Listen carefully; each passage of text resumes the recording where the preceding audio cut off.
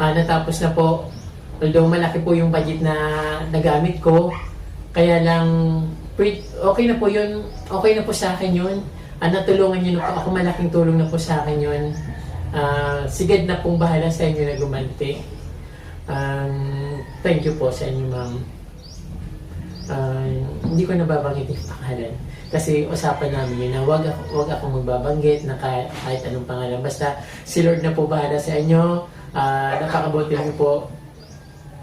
Napakabuti niyo po ang tao para sa akin. At hindi lang po sa akin. Siguro ginagawa niyo rin po yun sa lahat na nangangailangan.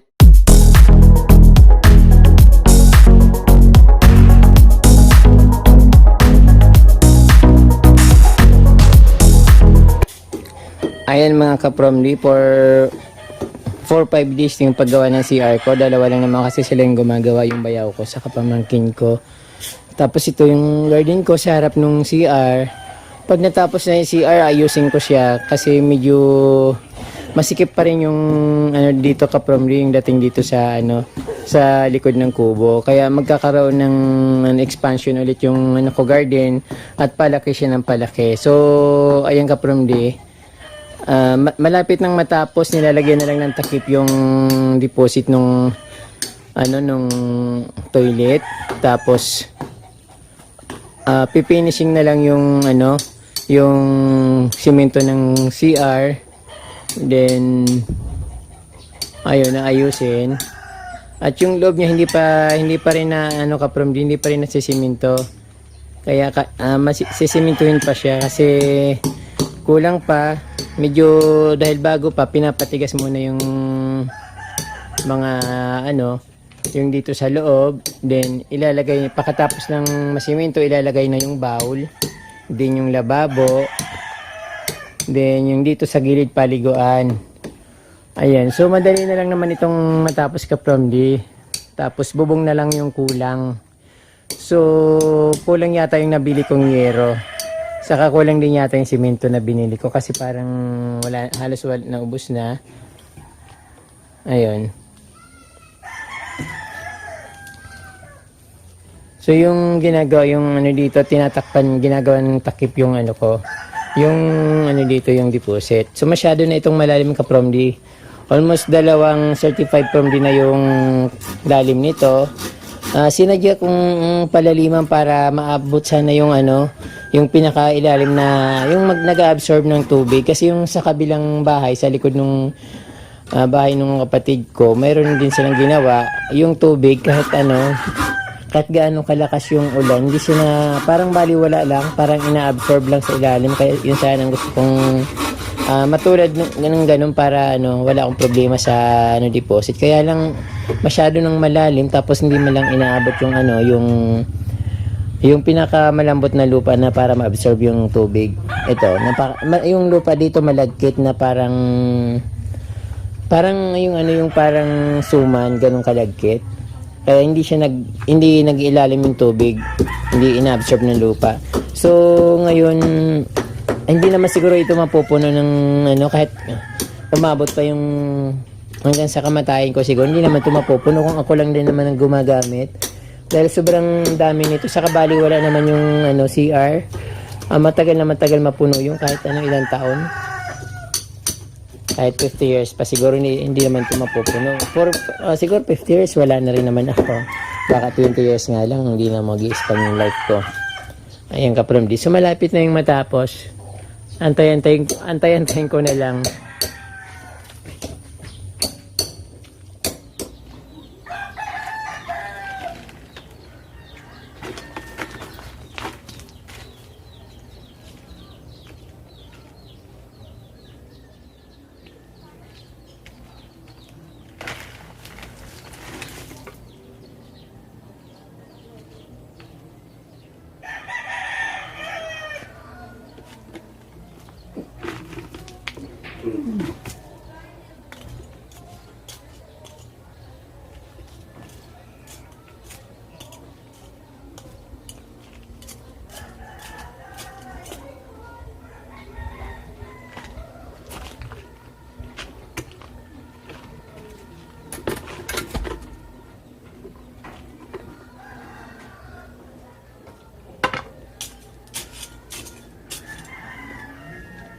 Ayun ka from di pang 5 araw na ito or kasi ano na Monday nagsimula, then Saturday na ngayon, pang 6 na araw na ngayon, ito pa lang yung nagagawa. So, mahirap pala magpagawa ng CR, saka matagal. Although, tuloy-tuloy naman yung paggawa, kaso medyo mabagal yung paggawa. Kaya ito, parang konti na lang, pero parang binibitin pa. Mainip na ako. Saglit na lang naman, so medyo dito nga, inaayos ko na dito. Ginagawan ko ng parang para matapos na yung dito sa labas para yung gardening ko maayos na para tuloy-tuloy. Kung may ayusin man ako konti na lang at parang i-arrange ko na lang yung mga halaman para madaling maayos. Tapos dito so lalagyan ko na lang siya ng mga bato kasi marami naman bato dito na available na ilagay dito, so madali lang. Kaya hindi na masyadong mahirap. Dito sa gilid ng CR, dinalagyan ko ng dito, ng hollow block, tapos tinambakan ko ng lupa para mataniman ko ng halaman. Pero hindi pa, ang tagal eh. Parang binibitin ng gumagawa yung paggawa ng CR. So habang binibitin niya, lalo akong nagagastusan kasi medyo siyempre tumatagal.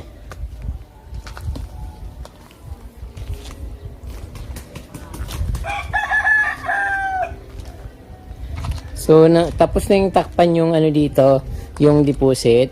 Parang pinapatigas na lang. Ayan, okay na siya. Then, may singawan na.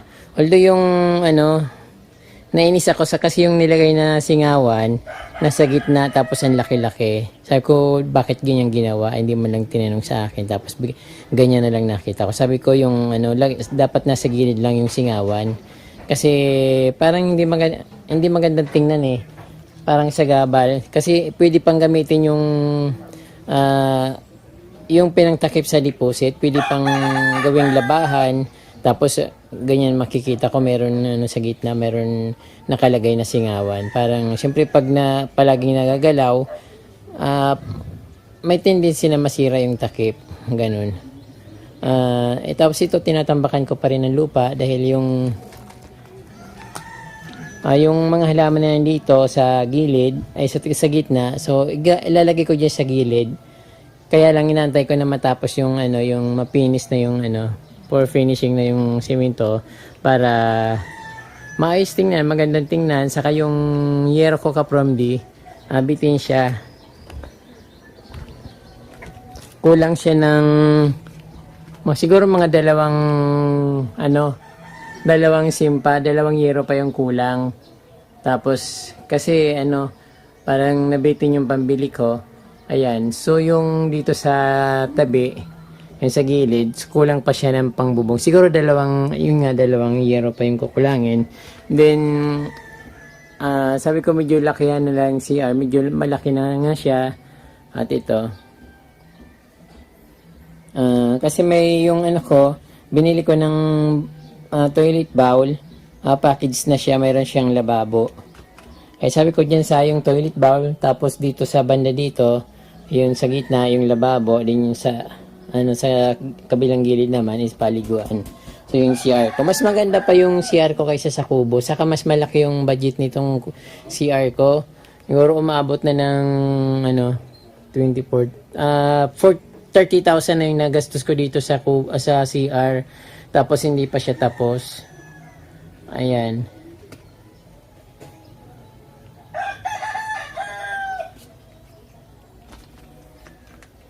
Kulang pa yung pangtubig ko. Bali magantay ulit ako ng kasi yung dapat pang ko sa tubig nasama na dito sa pagpagawa ng CR.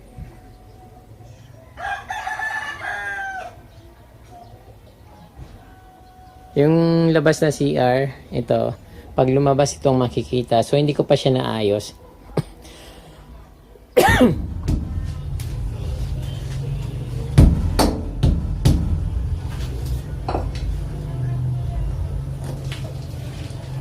Ayan mga kaprom, nilalagay na namin yung lababo sa CR. Medyo mahirap kasi hindi naman kami panday. na tagang gumagawa ng mga ganito.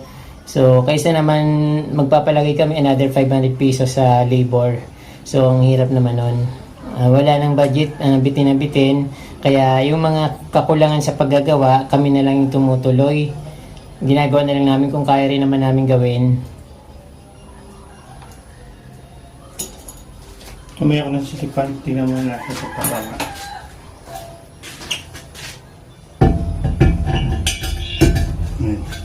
Tama na.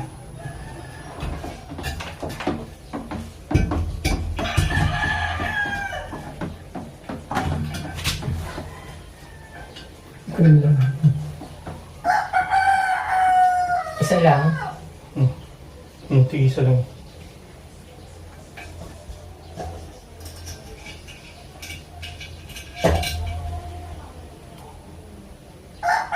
Tingnan mo rin kung tama ako, Dagi, ha? Tama, di ba? Hindi ko alam kasi Tingnan mo. sasarado pa na lang.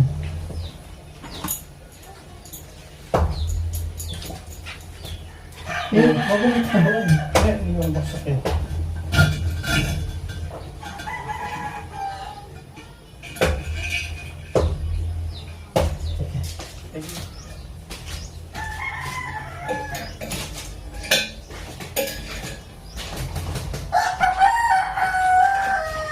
Pwede na tayong tubero tsaka karpintero. Ikaw lang yun. Papa Jollibee mo ako. Ako pa. Ako pa yung magpapajollibee, hindi mo pa natatapos magpa-Jollibee. Jollibee tsaka McDonald's. Ano ba to?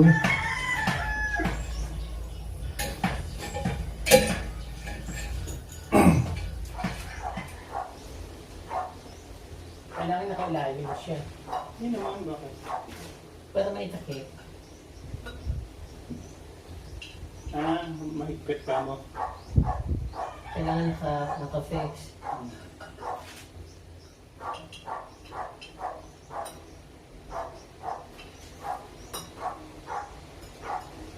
Hindi. Kami na. Sabi mo po ulit.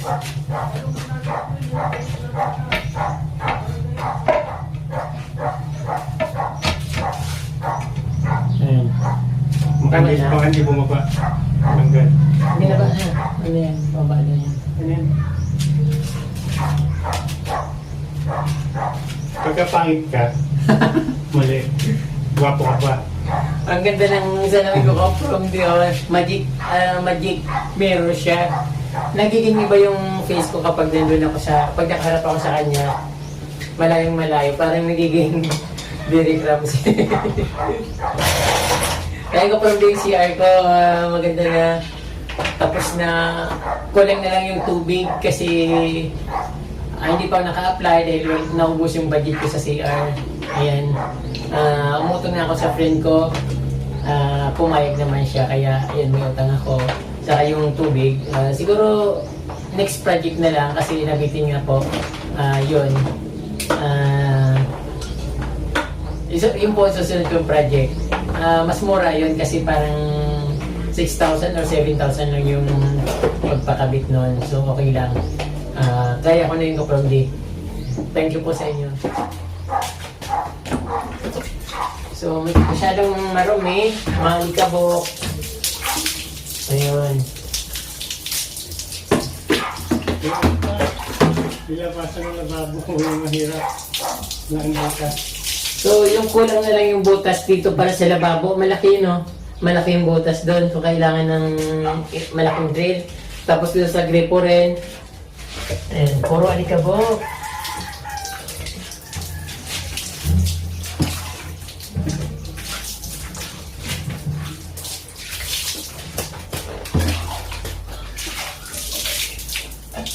So, ayan muna ka-from-day. Nagagamit na namin yung CR. Ang sarap maligo kasi ang luwag-luwag. Gulong-gulo. Parang luxury.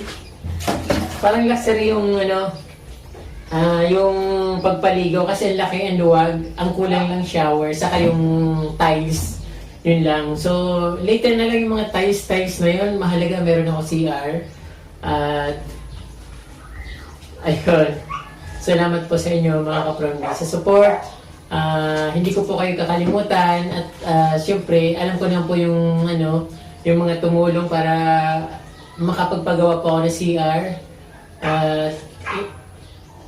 Ayaw po nila magpabanggit ng pangalan. So, isa po sila sa mga good Samaritans na tinatawag kapromdi. Yung mga tumutulong na ayaw ipaalam at ayaw kapromdi, ayaw nila ma-identify na sila kasi sabi ni Lord, hindi naman kailangan magpakilala para pag tumutulong ka, hindi naman kailangan ngalandakan na ikaw ay isang matulungin na tao. So, okay po yun sa akin at minsan ayaw ko nung magsalita, baka sabihin nyo, hindi totoo yung sinasabi ko. Pero isa rin po ako sa mga ganon. Hindi ako yung tao na hindi ko pinapaalam kung tumutulong ako. Yung bang pinapaabot ko na lang na wala nakakalam. Kasi karamihan, may mga, may tawag doon, may mga hinakit. Lalo mahirap ako, tapos yung bibigay ako sa iba. Siyempre magagalit sa akin yung family ko, palaging ganun, tapos sabi bakit sila hindi, although tinutulungan ko naman sila, pero sabi ko wag naman na yung namimihasa na para ka nalang ginagawa akong ATM. So wala naman kasi akong trabaho kapundi, yung vlogging lang yung inaasahan ko, so ganun po. So pero ginagawa ko po yung kung anong ginagawa sa akin ng maraming tao, yung mga sumusupport sa akin, yung support niyo po sa akin kapromdi, ganun din po ginagawa ko sa ibang tao, yung alam po nila yon. Hindi ko sasabihin kung sino yung mga tulungan ko, hindi man sa financial, but in spiritual, in other na tulong, kasi hindi naman ako mayaman, hindi ako wala rin akong work, so yung tulong ko dinadaan ko na lang sa ibang paraan para makatulong. Yun po kapromdi, yun ang pinagmamalan ko sa sarili ko, na kahit wala akong pera, kahit hindi ako mayaman, nakakatulong din ako kahit papano. Katulad din po ng ginawa niyo sa akin, natulungan niyo po ako. Katulad po nung itong CR na nabuo ko na, natapos na po. Although malaki po yung budget na nagamit ko, kaya lang okay na po yun, okay na po sa akin yun. Natulungan niyo na po ako, malaking tulong na po sa akin yun. Sigad na pong bahala sa inyo na gumanti. Thank you po sa inyo, ma'am. Hindi ko nababanggit yung pangalan kasi usapan namin yun na wag akong magbabanggit na kahit anong pangalan, basta si Lord na po bahala sa inyo. Napakabuti niyo po ang tao para sa akin, at hindi lang po sa akin, siguro ginagawa niyo rin po yun sa lahat na nangangailangan. Alam ko po yun kasi ganun mga tao yung ayaw magpabanggit, ayaw yung i-appreciate yung kanilang nagawa sa kapwa. Ganun po yung mga taong matulungin na hindi na kailangan i-appreciate, hindi na kailangan i-announce kung sino man po sila. Kaya sobrang bliss ko po, at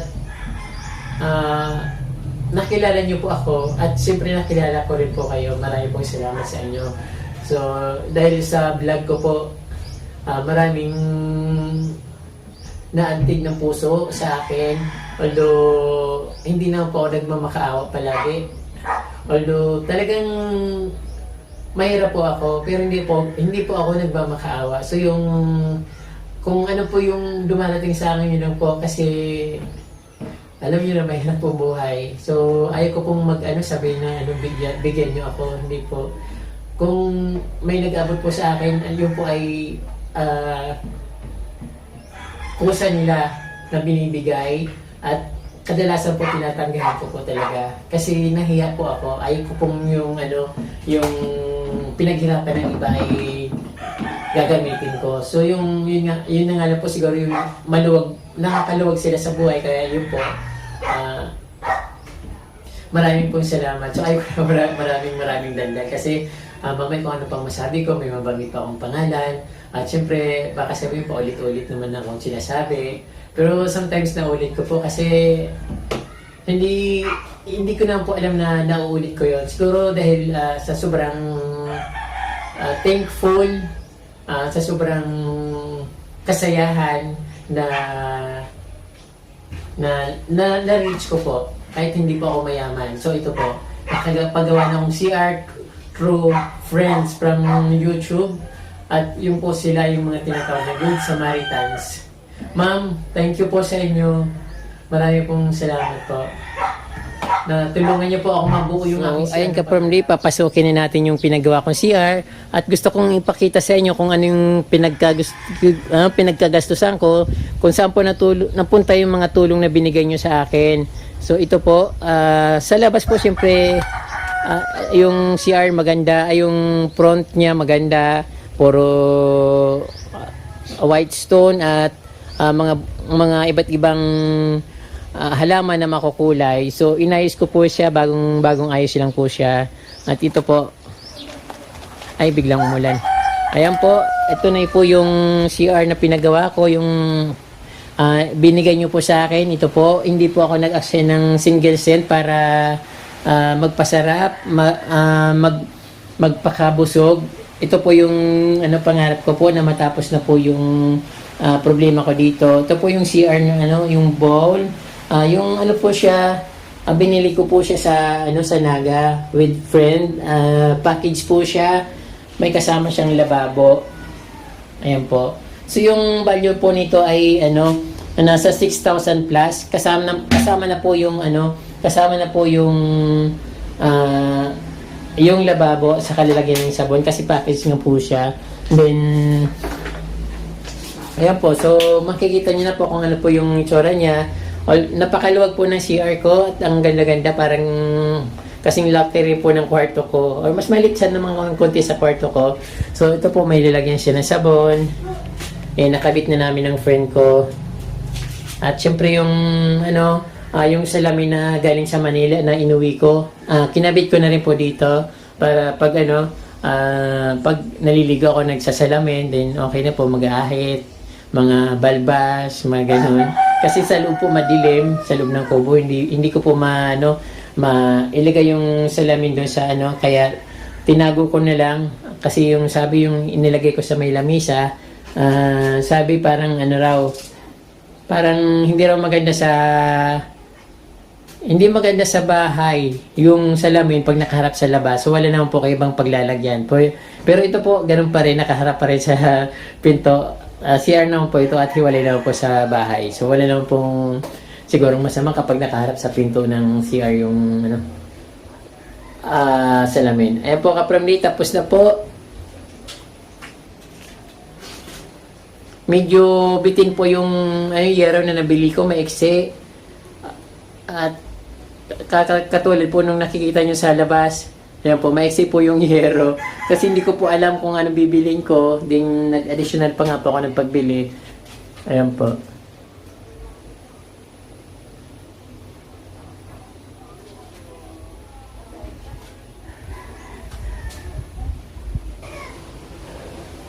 So, ayun din po yung plastic na binili ko.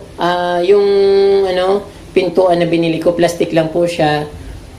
Medyo mahal din po, kaya yun, kulang talaga yung budget ko, kaya nangyaring ganon. Although kahit hindi ako bumili ng pinto, talagang kulang po talaga. So okay na po yun. Tinulungan ako ng friend ko. Sabi niya, hulug-hulugan ko na lang hanggang sa matapos ma-reach ko yung nautang ko sa kanya. Okay naman po sa kanya. Sabi ko, yun nga po, unti-untian ko na lang, parang utay-utay ba. Ayan, kapron dito yung pag lumabas ka ng CR, ito yung makikita mo sa labas. At yun, napakaganda, di ba? Para akong nasa beach, sa 5-star hotel. Parang ayan po, kung nakikita nyo yung garden ko dito sa labas na CR. Medyo maluwag po yung garden ko dito sa likod. At pinapaluwag ko po siya, although hindi ko pa siya tapos na ayusin. Ayan po. Pero maganda na siya. Ayan po mga kapromli, tapos na po yung project ko dito sa likod ng kubo. At tapos na po yung CR na nagawa na. At since September po nagsimula, or October, at marami pinapasalamatan ko po yung mga tumulong sa akin dahil po sa inyo, nabuo na po yung pangarap po dito sa likod ng kubo. At yun na po, sigad na po yung bahala sa inyo. At huwag nyo rin pong kalimutan mag-subscribe at touch ng notification bell para updated po kayo sa aking mga post na video. Maraming pong salamat at mabalus po.